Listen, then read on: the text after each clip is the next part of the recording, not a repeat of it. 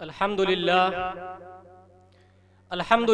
वहदा वस्सलातु वस्सलामु अला मन ला नबिय्य बअदा अम्मा बाद।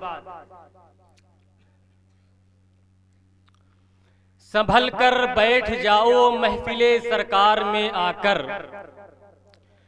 संभल कर बैठ जाओ महफिले सरकार में आकर, कि तुम्हारे वास्ते फातेह शेरवा आया है।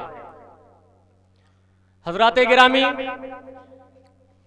पहले सलाम करते हैं, बादहू कलाम करते हैं। पहले सलाम करते हैं, बादहू कलाम करते हैं, और महफिल में जितने भी आए हैं सबका हम एहतराम करते हैं। पहले सलाम करते हैं, बादहू कलाम करते हैं, और महफिल में जितने भी आए हैं सबका हम एहतराम करते हैं।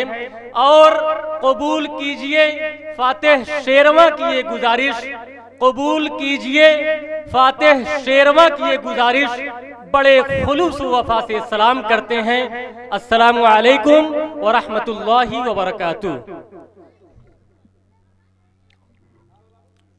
मुअज़्ज़ज़ व मुअक्कर उलमाए किराम, मुहतरम सामिईन बातमकीन, पर्दा में बैठी ख़वातीने उम्मत और दूर दराज से तशरीफ़ लाए हुए मेहमानान इज़ाम, मदारिस इस्लामिया अरबिया से तशरीफ़ लाए हुए तलबे अजीज़, मैं आज के इस बाबरकत और अजीमुश्शान इजलास में इस बंदे नाचीज़ को जो काम सुपुर्द किया गया है वो बड़ा अहम काम और अहम जिम्मेदारी है। एक तरफ तो ये अजीम जिम्मेदारी, तो दूसरी जानिब अपनी कम इल्मी और ना अहली की निगहदारी। लेकिन चूंकि बड़ों का हुक्म था और बड़ों का हुक्म भी बड़ा हुआ करता है, जिसकी तामील जरूरी होने के साथ साथ बहुत से फवायद का हामिल भी हुआ करती है। लिहाजा इनके हुक्म को बहुत सारी ऐसी मजलिसें होती हैं जिनमें बेहयाई का अलल ऐलान मुजाहिरा किया जाता है, और बहुत सारी ऐसी महफिलें हैं जिनमें ढोल और ताशे बजाए जाते हैं। ऐसी महफिलें अक्सर ऐश परस्त लोगों की हुआ करती हैं। ऐसी महफिलों में शिरकत करना अपने नामे अमाल में खुद गुनाहों का इजाफा करना है। मेरे दोस्तों, बल्कि मैं आप तमामी हजरात को ये बात बताते हुए चलूं कि दीनी महफिल किसे कहते हैं। दीनी महफिल तो वो हुआ करती है जिनमें दीनदारों का जम्मे गफीर हो। दीनी महफिल तो वो हुआ करती है जिनमें कुरान और हदीस की बातें बताई जाएं। दीनी महफिल तो वो हुआ करती है जिनमें अल्लाह और अल्लाह के रसूल की बातें बताई जाएं। दीनी महफिल तो वो हुआ करती है जिनमें उलमाए दीन की कुर्बतो सोहबत मिलती हो। दीनी महफिल तो वो हुआ करती है जिनमें कल्बी राहत मिलती हो। दीनी महफिल तो वो हुआ करती है जिनमें दिमागी सुकून मिलता हो। हजरात गिरामी, आप तमामी हजरात को अपनी किस्मत पर नाज होना चाहिए, फख्र होना चाहिए कि आपकी हाजिरी एक ऐसे ही प्रोग्राम में हुई है, एक ऐसे ही इजलास में हुई है जिसमें सिर्फ और सिर्फ रहमत ही रहमत, बरकत ही बरकत और मनफात ही मनफात है। क्योंकि ये कोई दुनियावी महफिल नहीं है, ना तो ये कोई मुशायरे का स्टेज है, ना तो कोई कव्वाली का स्थान है। और क्योंकि ना तो इस महफिल में कोई बेसुर कव्वाल आमेज की कराहत आमेज कव्वाली होगी, और ना तो किसी बेशूर शायर की बेहुदा शायरी होगी। क्यों कर हो, ये महफिल तो एक दीनी महफिल है। ये महफिल तो राज़ाए इलाही के लिए सजी है। ये महफिल तो दीने इस्लाम की सरफराजी के लिए मुनाकिद हुई है। मेरे दोस्तों, इस महफिल के बारे में आकाए नामदार जनाबे मोहम्मद रसूलुल्लाह सल्लल्लाहु अलैहि वसल्लम ने फरमाया कि जब कोई ऐसी महफिल सजती है खैर वाली, तो उस महफिल को रहमत के फरिश्ते परवाना वार आकर घेर लेते हैं। तो एक शायर कहता है कि रश्क करता है फलक ऐसी जमी पर आसाद, रश्क करता है फलक ऐसी जमी पर आसाद, जिस पे दो चार घड़ी जिक्र खुदा होता है। हजरात गिरामी, वक्त की किल्लत दामनगीर है, इसलिए मैं तमहीदी बातों को काटते हुए मैं सीधे सीधे प्रोग्राम का बाज़ाब्ता आगाज करना चाहता हूं। लेकिन इससे पहले मैं आप लोगों को ये बात बताते हुए चलूं कि आज के इस प्रोग्राम की जो बड़ी जानदार, बड़ी शानदार और बड़ी बावकार जो सदारत फरमा रहे हैं, हम सब के लिए तो बाइसे फख्र है, बाइसे सनद है कि ऐसी हस्ती हमारे बीच मौजूद है।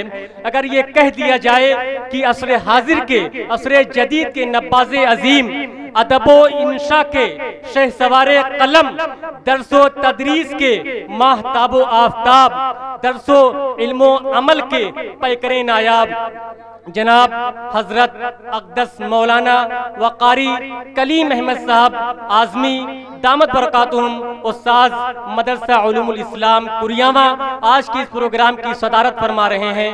मुअज़्ज़ज़ हज़रात, अब मैं प्रोग्राम को आगे बढ़ाते हुए, लेकिन उससे पहले आप तमामी हज़रात को एक शेर पढ़कर सुनाना चाहता हूँ कि खुदा बंदा मैं तेरे नाम से बज़्म का आगाज करता हूँ, खुदा बंदा मैं तेरे नाम से बज़्म का आगाज करता हूँ, तेरा बंदा हूँ, तेरी रहमतों पे नाज करता हूँ। खुदा बंदा मैं तेरे नाम से बज़्म का आगाज करता हूँ, तेरा बंदा हूँ, तेरी रहमतों पे नाज करता हूँ। फ़कत तेरी मदद और इस्तियानत के भरोसे पर मुझे उड़ना नहीं आता मगर परवाज करता हूँ। हज़रात गिरामी,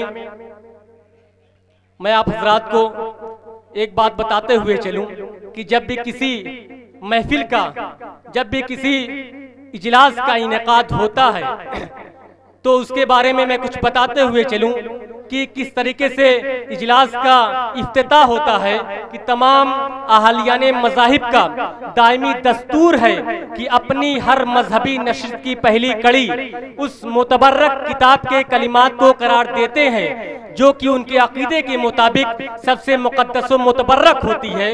चूँकि कुरान अजीज़ मुसलमानों के अकीदे के मुताबिक तमाम कुतुबे दुनियाविया व समाविया में सबसे मुक़द्दस व मुतबर्रक है, यानी उस मुक़द्दस कुरान अजीज की तिलावत बासआदत से हम अपनी इस महफिल का आगाज करें जिसने सिर्फ 23 बरस की कलील मुद्दत में पूरे आलम में वो इनकलाब बर्पा कर दिया कि बड़े से बड़े फुसहा बुलगा, शोरा उदबा हैरान व शश्तर रह गए। यही वो कुरान कि जिसकी आयतों को सुनकर पत्थर दिल मोम और पथरीली आंखें बेख्तियार अश्कबारी करने पर मजबूर हो गई।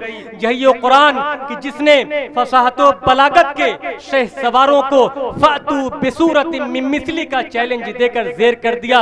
मेरे दोस्तों, यही वो मुकद्दस कलाम जिसको मिटाने के लिए दुनिया ने न जाने कैसी कैसी नापाक साजिशें रचाई।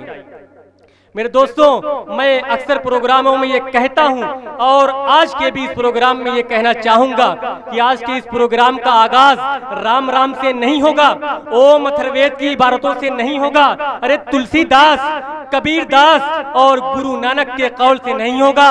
अगर होगा तो शहनशाहों के शहनशाह के कलाम से होगा, आलमीन के रब्बुल आलमीन के कौल से होगा और ऐसे तोहफे खुदाबंदी से होगा जिससे करोड़ों इंसानों को दीन और दुनिया की लाजवाब नेमतों से नवाजा है।